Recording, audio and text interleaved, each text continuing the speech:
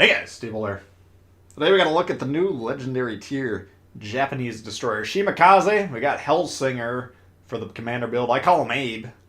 And then here's the shit build. Note Mod 5. Unoccupied on mine. We'll talk about the Legendary mod as the video progresses. You got some options for your build on this one.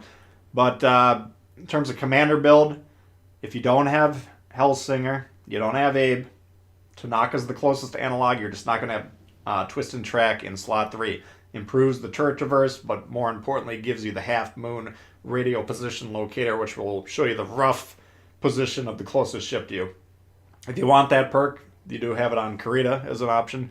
But I also want to point out the Azure Lane Atago commander, which you're going to see on a lot of my destroyer builds, reduces the detectability of those torps by 200 meters when fully maxed, significantly reducing the reaction time, the time the opponent has to react from when the torpedoes first pop up on the screen to when they actually impact them. It's usually about a 1 second reduction on my 16.2 Atago. That's currently available in the store.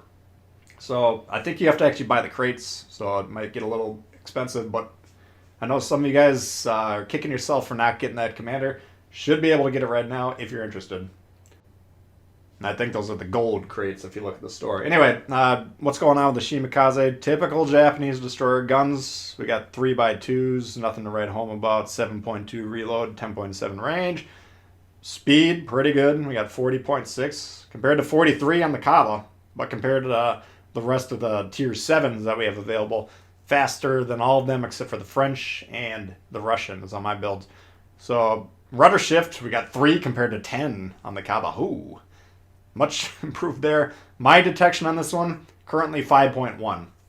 Now it's with Bay, but there's no camo on the ship. Note, I'm a little nervous about putting camo on these because they're just loaning this ship to me for about a week. Then I'm going back to unlocking it like everyone else. So 5.1, still pretty dang good, but I'm guessing it's probably about 4.8 if you get the camo on there and you run this build. So typical Japanese destroyer. What's the difference? 3 launchers of torpedoes, 5 torpedoes per launcher. Holy smokes, 15 torpedoes per salvo that you can potentially launch. And that's going to be an issue, as we're going to see in this game, for players on the other team. Now, I'm running the shorter range Screamer torpedoes. Screamers referring to the speed.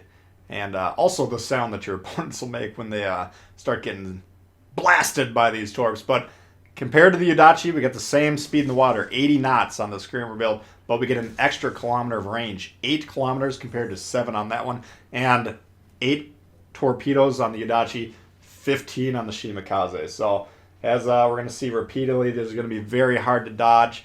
If you want to run the Legendary module, that 5th module, that increases the range to 11 kilometers, reduces the speed to Higon Mazuma, reduces the speed to 71 knots in the water.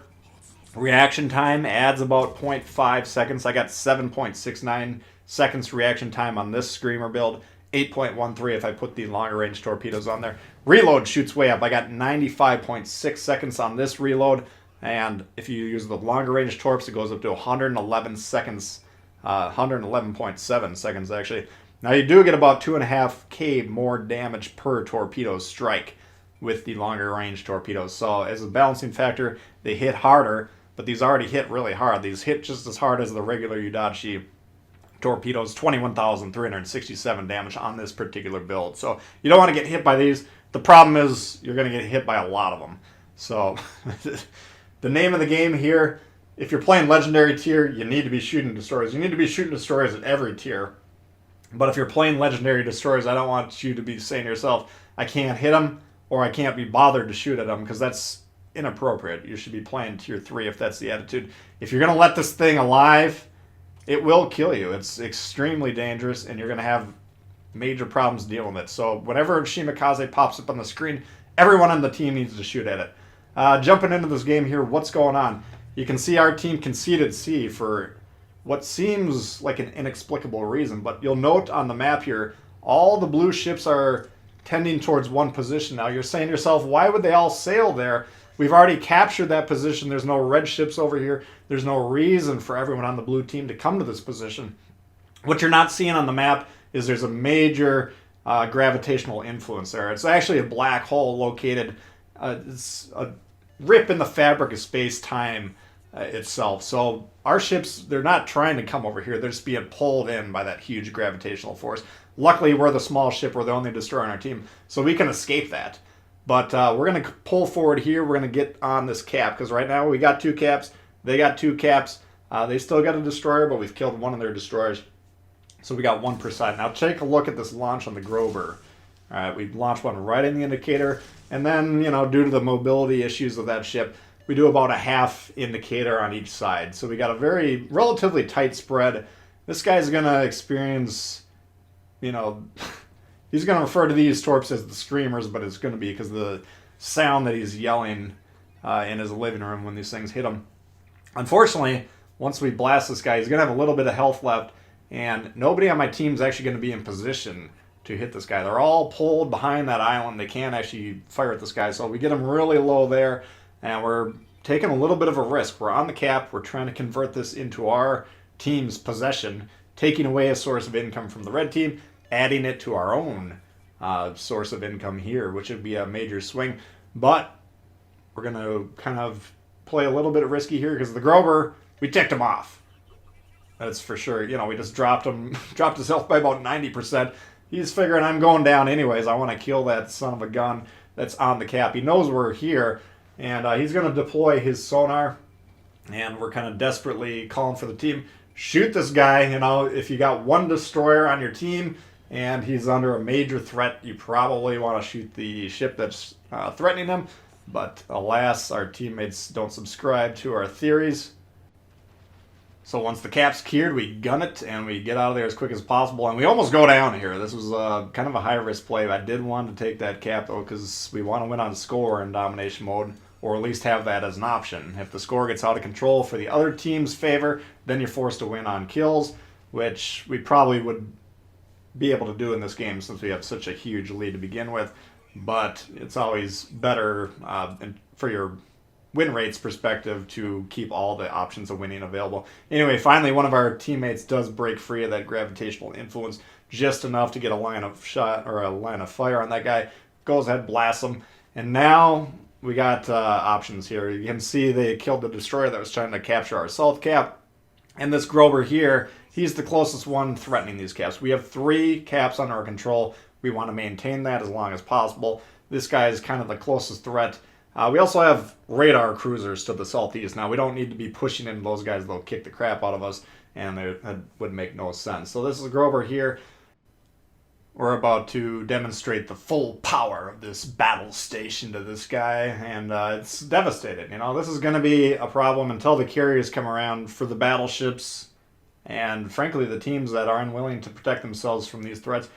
Both the Shimakaze and the Kaba, I'd say, are very strong. We saw yesterday, you know, I think the video I put up on that one was about 180k.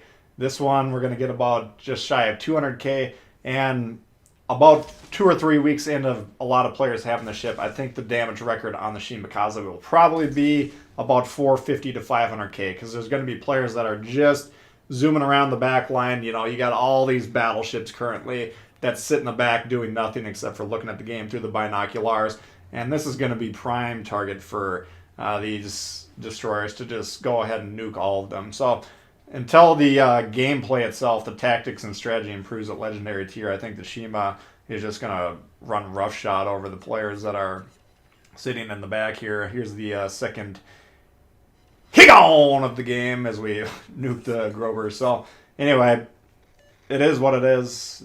In terms of winning the game, I would still advocate playing the game, playing the caps, trying to counter the destroyers, spot the enemy ships, and while you're at it, you can get the torpedo strikes. And you can see if you're launching 15 torpedo strikes while you're doing your other goals, well, you're going to get lots of damage, and you're going to get a nice juicy chunk of score, and you're going to win a lot of games because you're securing those caps and you're dealing with everything else that you need to be dealing with. So that's going to do it for this one, guys. The Shimakaze, again, strong. Kaba, strong. This is a nice, strong crop of legendary tier ships that you guys will enjoy once you get. So anyway, if you enjoyed this video, please hit the thumbs up. If you're new to the channel, consider subscribing. Lots of World of Warships coming all the time. Questions, comments, leave below. Love to hear from you guys. And we'll see y'all later. Peace.